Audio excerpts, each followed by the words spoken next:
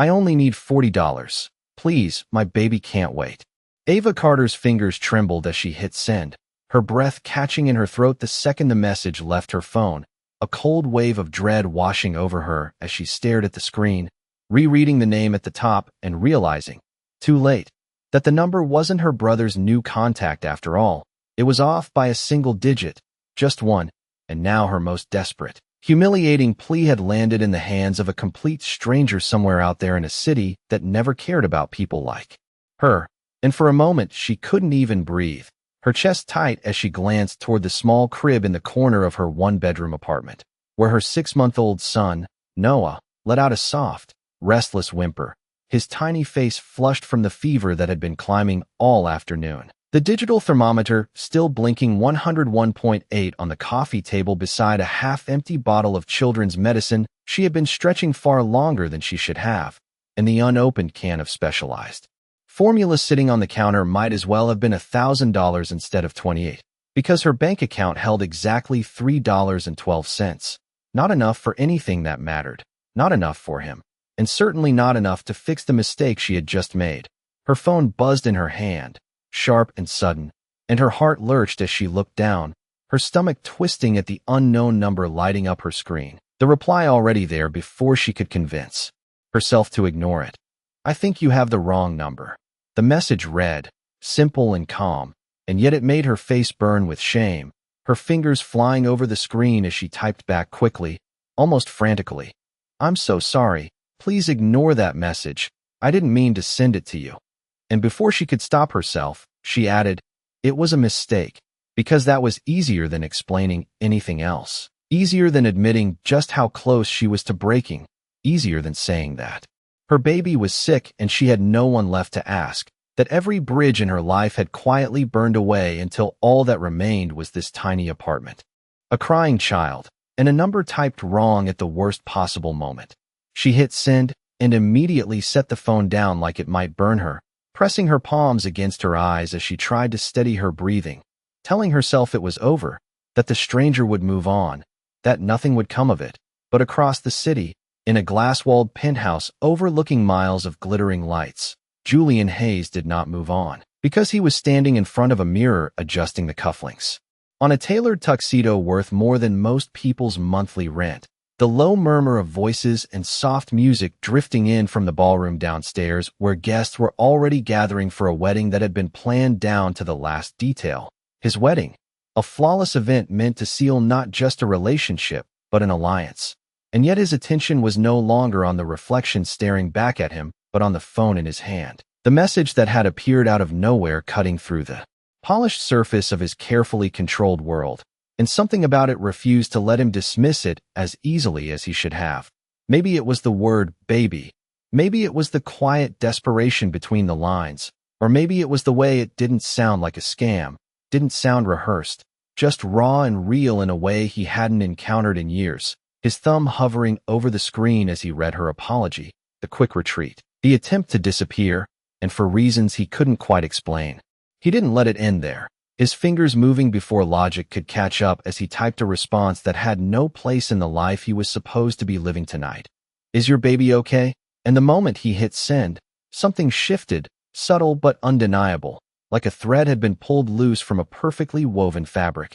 And as the message left his phone, Julian Hayes, CEO, billionaire, and a man minutes away from walking down the aisle, did something he hadn't done in a very long time. He waited. The message sat on Ava Carter's screen like it did not belong there, glowing softly in the dim light of her apartment. And for a moment, she thought she had read it wrong, that maybe exhaustion was playing tricks on her mind again, because strangers did not ask questions like that, not real ones, not the kind that sounded like they actually cared. And yet there it was, simple and direct. Is your baby okay? And her first instinct was to ignore it, to lock her phone and pretend none of this had happened, because engaging meant risk, and risk was something she could not afford, not with Noah depending on her, not when every decision felt like it carried weight far beyond herself. But then, Noah whimpered again, louder this time, a fragile, aching sound that cut straight through her hesitation, and she turned quickly, crossing the small space to his crib, pressing the back of her hand gently to his forehead, and feeling the heat there, Still too warm. Still wrong. Her chest tightening as she picked him up carefully, cradling him against her shoulder while he fussed weakly, his tiny fingers curling into the fabric of her worn sweater. And suddenly, ignoring the message felt impossible, because silence would not lower his fever. Silence would not put formula on the table or gas in a car she did not even have. And before she could second-guess herself, she picked up the phone again and typed, slower this time. Each word weighed down by pride she no longer had the luxury to protect. He has a fever, but I will manage. Thank you. Please do not worry about it. She hesitated, then added, I am sorry again for the message, and sent it before she could delete it, her breath shallow as she waited. Though she told herself she was not waiting at all. But across the city, Julian Hayes was still standing in front of that mirror, though now his reflection felt distant, almost irrelevant, the faint echo of laughter drifting up from the ballroom no longer holding his attention, because the reply had come faster than he expected, and as he read it, something in his expression shifted, subtle but unmistakable, the carefully neutral mask giving way to something more focused, more human, a quiet concern threading through his thoughts as he processed the words, fever, manage, apology, all of it pointing to a situation that was far from under control, no matter how much she tried to make it sound that way. And without fully deciding to, he moved, stepping away from the mirror and toward the floor-to-ceiling windows, the city lights stretching endlessly below him as he typed again, this time without hesitation. What is his temperature? And the question hung there for only a few seconds before another appeared beneath it. Does he have medicine? Because he could not stop at one, could not reduce this to a passing curiosity, not when every instinct told him something was wrong, something deeper than a simple mistake. And back in the small apartment, Ava stared at the new messages, her heart pounding a little harder now, because this was no longer just a stranger acknowledging a wrong number.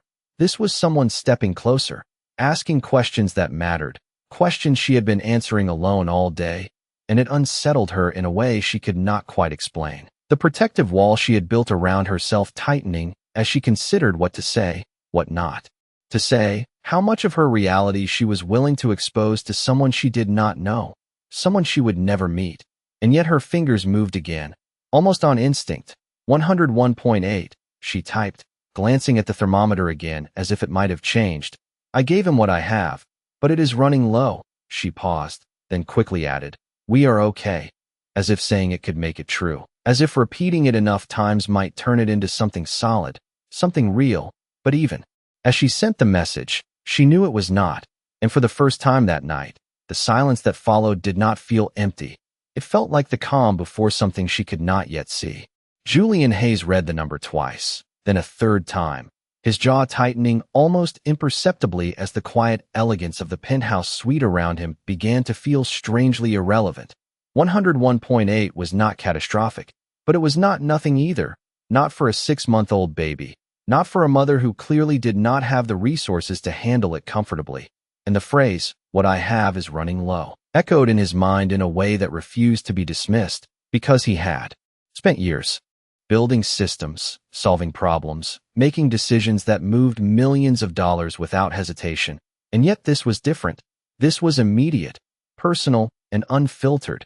And for a moment he simply stood there, phone in hand, as the muffled sound of music swelled faintly from below, reminding him of where he was supposed to be, what he was supposed to be doing, the life that had been carefully arranged and scheduled down to the minute. But instead of grounding him, the reminder felt distant, almost disconnected, like something happening in a parallel world that no longer held his full attention. And without consciously deciding to, he moved again, pacing slowly toward the door as his fingers began typing. You should not be managing this alone, he paused, then added. A fever like that needs to be monitored closely. The message sent before he could reconsider the tone, because it was no longer neutral, no longer detached. It carried authority, concern, something that bordered on insistence. And back in the apartment, Ava Carter read the message with a flicker of resistance rising instinctively in her chest, because those words felt too close, too personal, as if this stranger had stepped past the invisible boundary she had tried to maintain. And her grip tightened slightly around Noah as she shifted him against her shoulder. gently rocking him while his breathing remained uneven. And she typed back quickly, almost defensively. I said we are okay, I know. What to do? Even as a small voice in her mind whispered that she did not. Not completely. Not tonight. But pride was a stubborn thing, especially when it was the only thing left to hold on to. And across the city, Julian saw the response appear, the firmness of it, the attempt to shut the conversation down. And instead of stepping back, he leaned further in, his next decision coming faster now, more instinctive. What is his name? He sent, the question simple but deliberate. And when Ava read it, she froze for just a second, because that question felt different from the others. It was not about the situation, it was about her child, about something deeply personal, something she had guarded carefully from the world ever since Noah had been born into circumstances she never planned and never fully explained. And for a brief moment, she considered not answering at all, letting the conversation fade, ending it before it went any further.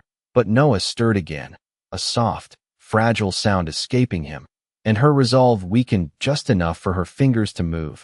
Noah, she typed quietly, staring at his small face as she did, as if grounding herself in the truth of his existence. And the message traveled instantly across the distance between them, landing in Julian Hayes's hand with a weight he did not expect, because the moment he read the name, something in his expression changed again, sharper this time, more focused, as if a puzzle piece had shifted slightly into place without fully revealing the picture, and he exhaled slowly, his mind already moving ahead, calculating, connecting details he did not yet understand. While downstairs, someone knocked softly on the suite door, a reminder that time was moving forward whether he acknowledged it or not.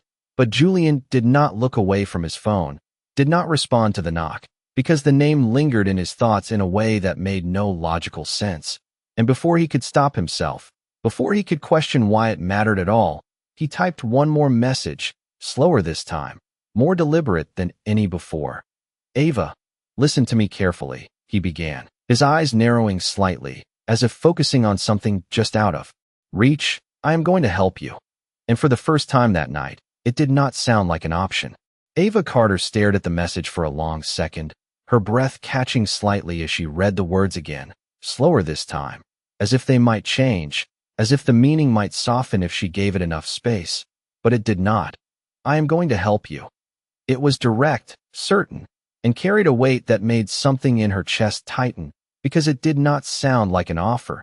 It sounded like a decision already made, and that unsettled her more than anything else, her fingers tightening around her phone as she instinctively pulled Noah a little closer against her, his small body warm and fragile in her arms, and immediately her defenses rose, sharp and automatic, built from months of learning that help always came with conditions, expectations, or consequences she could not afford. And she typed quickly, almost reflexively, "You do not have to do that. I told you it was a mistake," her thumb hovering for just a second before she added, "I will figure it out." Because she always did, even when it felt impossible, even when the odds were stacked against her, and she hit send before she could second-guess herself, her heart beating a little faster now as she waited, though she hated that she was waiting at all, because somewhere deep down, beneath the fear and the pride, there was a part of her that wanted to believe him, wanted to believe that someone could step in without breaking everything in the process. But across the city, Julian Hayes read her response with a calm that did not match the quiet intensity building beneath it, because he recognized the pattern instantly, the resistance, the need to maintain control even when everything suggested she was struggling. And instead of backing off, he moved forward with the same steady certainty, his fingers moving over the screen again. "You sent that message for a reason," he typed, each word deliberate. "And right now, your baby needs more than you trying to handle everything alone." He paused briefly, then added, "Tell me where you are." And when the message appeared on Ava's phone, her breath caught again, sharper. This time, her eyes widening slightly as she read it, because this crossed a line she had not expected him to reach so quickly, her entire body tensing as instinct and logic collided, every warning she had ever been given flashing through her mind at once. Do not trust strangers. Do not share your location. Do not let anyone get too close, especially not someone you do not know. And yet the situation she was in did not care about rules or warnings. It only cared about time, about Noah's fever that had not gone down, about the empty bottle of medicine sitting on the table, about the growing realization that figuring it out might not be enough this time. And still she hesitated, her fingers hovering over the screen as she tried to decide how to respond, how to protect herself without closing the only unexpected door that had opened tonight. And finally she typed, slower now, choosing each word carefully. "I cannot do that," she sent, her heart pounding as she added, "I do not know you." And for a moment, silence followed, heavier than before, stretching just long enough for doubt to creep in, for her to wonder if she had pushed too far, if she had ended whatever this was before it could even begin. But then her phone buzzed again, and she looked down to see his reply, shorter this time, but no less firm. "That is exactly why you should." And the words hit differently, not forceful, but unwavering, carrying a confidence that did not feel reckless. It felt controlled, intentional, and somehow that made it even harder to ignore, because it suggested he was not acting impulsively. He knew what he was doing, and that realization sent a small, uneasy ripple through her chest.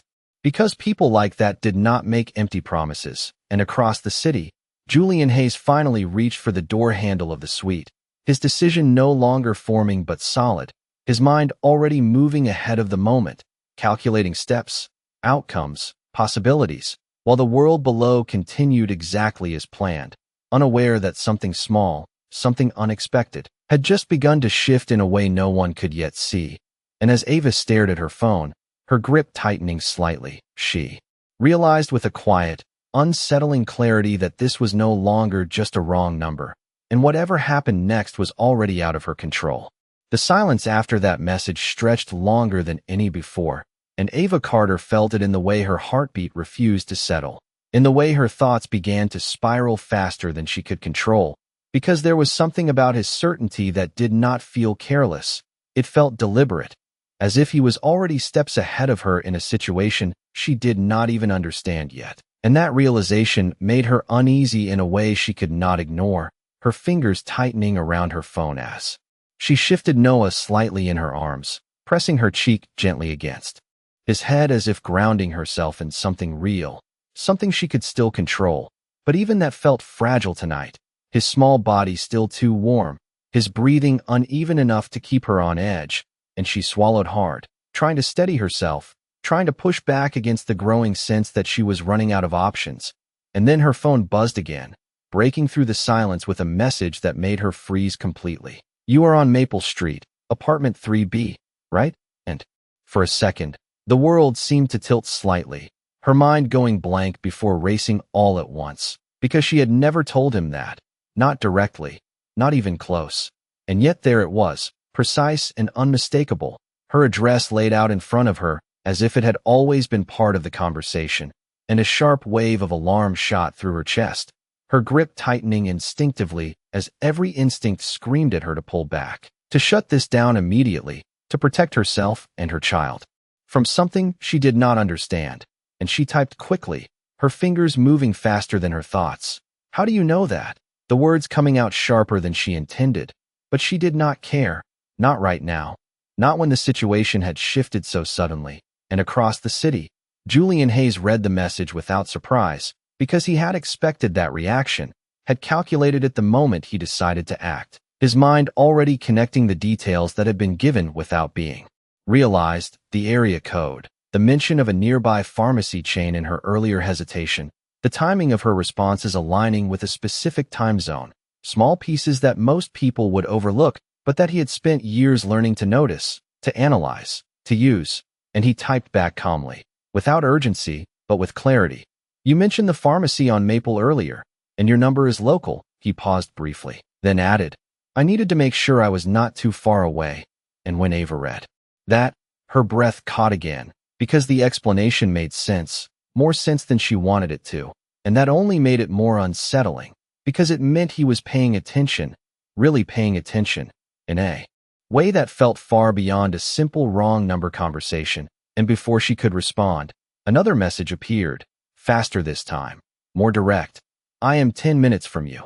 And those words landed heavier than anything else had so far, because they turned everything from abstract into immediate, from distant into real, and Ava felt her entire body tense, her mind racing through possibilities, risks, outcomes. Every scenario playing out too quickly to process fully, because 10 minutes was not enough time to decide anything, not enough time to prepare, not enough time to figure out whether this was help or something she should be afraid of. And yet Noah shifted again in her arms, a soft, weak sound escaping him that cut through all the noise in her head, bringing her back to the one thing that mattered. And she closed her eyes briefly, her breath unsteady as she stood there in the middle of her small apartment, caught between fear and something that felt dangerously close to hope. And when she opened them again, her phone buzzed once more, the final message appearing with a simplicity that made it impossible to ignore. "Do not worry, Ava," it read, and for the first time, his tone was not just firm, it was certain in a way that carried weight beyond the words themselves. "I am coming." Ava Carter stood frozen in the center of her apartment long after the last message faded from her screen, her heart still racing as if it had not yet caught up with what was happening. 10 minutes. That was all he had said. 10 minutes, and he would be here. And the reality of that settled over her slowly but heavily, because until now, everything had existed behind a screen. Words and responses that felt distant enough to question, to doubt, to ignore if she chose to. But this was different. This was real, immediate, unavoidable. And for a moment she did not move at all, her mind caught between instincts that pulled her in opposite directions. One telling her to grab Noah and leave, to disappear before anyone could find her, before this stranger could step into a life she had spent months trying to hold together on her own, and the other reminding her that she had nowhere to go. No car, no money for a ride, no one she could call at this hour who would answer. And even if she did, Noah's condition did not give her the luxury of running. Not tonight. Not when his small body still radiated heat against hers. Not when every minute mattered more than her fear. And slowly, almost reluctantly, she exhaled, her shoulders dropping just slightly as she looked around the apartment with new eyes, noticing things she had stopped seeing, the clutter on the counter, the stack of unpaid bills, the empty formula can push to the side as if ignoring it might change reality. And a quiet, uneasy thought settled in her chest. If he was really coming, if he was really 10 minutes away, then this moment was no longer about whether she trusted him. It was about whether she could afford not to. And across the city, Julian Hayes was no longer standing still. The door to the penthouse suite closing quietly behind him as he stepped into the hallway, his movements calm but purposeful, his phone still in his hand as he sent a brief message to his driver. A single instruction that did not require explanation, because there was no time for that now. And as he walked toward the elevator, the soft hum of the building around him continued as if nothing had changed, as if a carefully planned evening was not quietly unraveling beneath the surface. And when the elevator doors opened, he stepped inside without hesitation, his reflection appearing once more in the mirrored walls, dressed in a tuxedo meant for a ceremony he was no longer thinking about. His expression focused in a way that had nothing to do with weddings or expectations, because his attention was already elsewhere, already on a small apartment 10 minutes away, already on a situation he had chosen to step into without fully understanding why. And back in that apartment, Ava moved at last, her body shifting from stillness into motion as she adjusted Noah carefully, laying him back in the crib for a moment so she could move freely, her hands trembling slightly as she wiped down the counter, clearing space that did not really need clearing, a nervous energy pushing her to do something, anything, to prepare for. Something she could not define, her eyes darting occasionally to the door as if expecting it to open at any second, her mind racing through questions she did not have answers to. Who was he really? Why was he doing this? What did he want in return? And yet beneath all of that, there was a quieter question she could not ignore. What if this was exactly what she needed? And that thought alone was enough to make her chest tighten again. Because hope was dangerous. Hope made people take risks they could not afford. And as the minutes passed faster than she expected, each one bringing him closer, Ava Carter realized with a growing sense of inevitability that whatever happened next was not something she could stop anymore, only something she would have to face when the knock finally came. The knock came sooner than Ava Carter expected, sharp but controlled, echoing softly through the small apartment and sending a jolt straight through her chest, her entire body tensing as she froze mid-step, her eyes snapping toward the door as if it might move on its own. And for a brief second she did not breathe at all, because this was the moment everything shifted from uncertainty into reality, and there was no more time to think, no more space to weigh options or second-guess decisions. It was here, right in front of her, and behind that door stood a man she did not know, a man who had somehow crossed the distance between them in minutes as if it had never existed. And her heart pounded harder as Noah stirred in the crib, a weak sound escaping him that broke through her hesitation, pulling her forward step by step until she stood just inches from the door, her hand hovering near the handle as doubt surged again. Louder now, stronger, asking questions she still could not answer.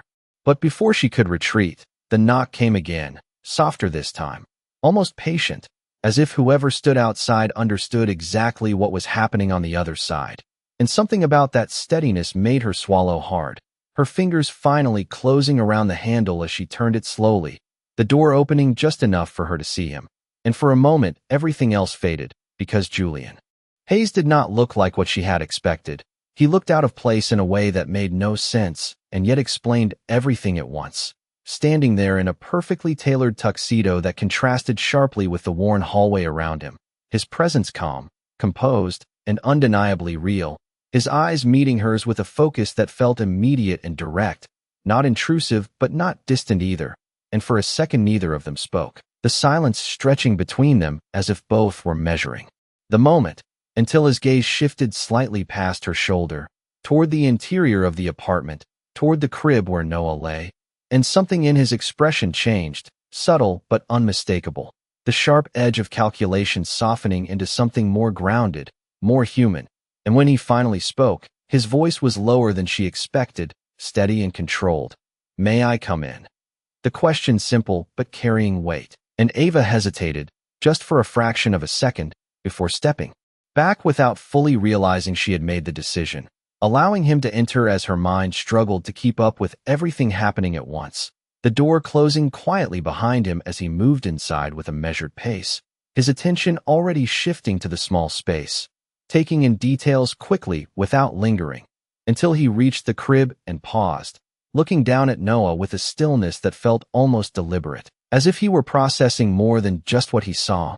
And Ava watched him carefully, her arms folding instinctively as she stayed a few steps back, unsure of what to say, unsure of what to expect next. But then Julian reached into his pocket and pulled out his phone, his movements precise as he made a call, without stepping away, his tone shifting into something more authoritative, more decisive. "I need a pediatric consult," he said clearly, giving the address without hesitation. And Ava's eyes widened slightly at that, because this was happening faster than she could process, faster than she could question. And when he ended the call, he finally turned back to her, his expression steady but firm in a way that left little room for argument.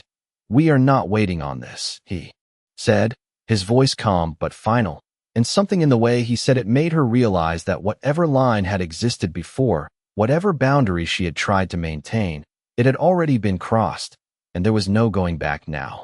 The shift in the room was immediate after his words, as if everything that had been uncertain just moments ago had been replaced with something structured, controlled, and moving forward without hesitation. And Ava Carter felt it in the way her breathing slowed despite the tension still coiled tightly in her chest, her eyes fixed on Julian Hayes as he stepped closer to the crib, his movements careful and deliberate, not rushed but efficient, as if he had done this before, as if urgency did not need chaos to exist. And he reached down slightly, not touching Noah at first, just observing, his gaze focused in a way that made it clear he was not guessing, he was assessing. And when he finally placed his hand gently near the baby's forehead, it was with a precision that surprised her, his expression tightening almost imperceptibly as he confirmed what she already knew. The warmth was still there, still persistent, and he exhaled slowly before straightening, turning just enough to look at her again. "When was the last dose of medicine?" he asked, his tone calm but direct, and Ava blinked, caught off guard by how quickly he had taken control of the situation, her mind scrambling for the answer before she replied, "About 3 hours ago." her voice quieter than she intended, and he nodded once, processing that information instantly, his attention already shifting back to the crib as if every second mattered. And without hesitation, he moved toward the small counter, scanning the items there, the half-empty bottle, the thermometer, the formula can pushed aside, and something in his posture shifted again, subtle but telling, as if each detail was confirming something he had already suspected. And then his phone buzzed softly in his hand, and he answered immediately, his voice low but firm. "Yes," he said, listening for a brief moment before responding. "Bring everything necessary. I want him checked as soon as you arrive." There was a pause, and then he added, 5 minutes, before ending the call, and Ava felt her breath catch slightly at that, because everything was happening faster than she could keep up with, faster than she could question or understand. And yet nothing about his movements felt reckless. It felt controlled, intentional, as if this was simply how he operated. And when he turned back to her, his expression had softened just enough to hold her attention without overwhelming it. "They are on their way," he said, and the simplicity of that statement carried a weight she could not ignore, because it meant she was no longer alone in this, not in the way she had been just minutes ago. And that realization stirred something deep in her chest, something unfamiliar and unsettling, because relief was not something she had allowed herself to feel in a long time. And she shifted slightly, her arms wrapping around herself as if grounding that feeling before it could take hold completely, her eyes flickering between him and Noah as she tried to process everything at once. And then Julian's gaze returned to the crib again, lingering for just a second longer than necessary, his eyes narrowing slightly, as if something about the situation did not fully align, as if there was a detail just out of place that he could not yet define. And when he spoke again, his voice was quieter this time, almost thoughtful. "Has he been like this all day?" he asked. But there was something else beneath the question, something unspoken that made Ava hesitate before answering, because the way he looked at Noah was no longer just concern. It was something deeper, something more focused, and she nodded slowly, her voice barely above a whisper. "Since this morning." And for a moment Julian did not respond, his gaze fixed on the child, as if connecting pieces that had not yet been revealed. And then he exhaled softly, almost under his breath, before saying something that Ava did not fully understand. "Not yet. That timing does not make sense." And the words hung in the air between them, quiet but heavy, hinting at something beyond the moment, something that had not yet been explained but was already beginning to take shape. The words lingered in the air longer than Ava Carter expected, quiet but heavy. "That timing does not make sense." And she felt them settle somewhere deep in her chest, not because she understood what he meant, but because of the way he said it, like a conclusion forming rather than a question being asked. And for a moment she did not know how to respond, her eyes instinctively shifting to Noah, as if searching for something she had missed, something she should have noticed but had not. And her voice came out softer than she intended. "What do you mean?" But Julian did not answer immediately, his gaze still fixed on the baby, as if he were running through details in his mind, connecting fragments that did not yet fully align. And before he could respond, a firm knock sounded at the door, breaking the tension in the room and pulling Ava's attention sharply away, her body tensing again as reality rushed back in. And Julian turned slightly, his expression returning to that calm, controlled focus as he moved toward the door without hesitation, opening it to reveal 2 individuals standing in the hallway, both carrying professional bags, their presence immediate and purposeful, and within seconds they stepped inside, the small apartment shifting again as the quiet stillness was replaced with organized movement, questions being asked, equipment being set down, and Ava stepped back instinctively, watching as they moved toward the crib, their voices calm but efficient as they began checking Noah, taking his temperature again, listening carefully, asking about symptoms and timing, and she answered as best as she could, her voice steadier now, but still carrying the weight of everything that had led to this moment, while Julian stood just to the side, not interfering but not distant either, his presence steady in a way that grounded the room. And as the examination continued, one of the doctors nodded slightly, offering reassurance that the fever was manageable, that they would provide what was needed, that things were under control now. And those words should have brought immediate relief, and in some ways they did, But Ava found herself watching Julian instead, because he was not reacting the way she expected. He was not simply relieved. His attention remained sharp, focused, as if something else still mattered beyond the immediate situation. And when the doctor finished and began preparing medication, Julian finally stepped forward again, his gaze shifting briefly to Ava before returning to Noah, and his voice was quieter now, but carried a different kind of weight, one that made her attention snap back to him instantly. "How old did you say he is?" he asked. And the question felt strange, misplaced, because she had not said it out loud tonight, not directly, and yet it seemed obvious, and she answered without thinking, 6 months. Her voice steady but uncertain as she watched his reaction, and for a moment he did not respond, his eyes narrowing slightly, as if confirming something internally, something he had already begun to suspect, and then he exhaled slowly, the smallest shift in his expression revealing that whatever he had been calculating had just moved one step closer to clarity. And when he finally spoke again, it was not to the doctors, not even fully to her, but more like a realization forming into words, quiet but undeniable.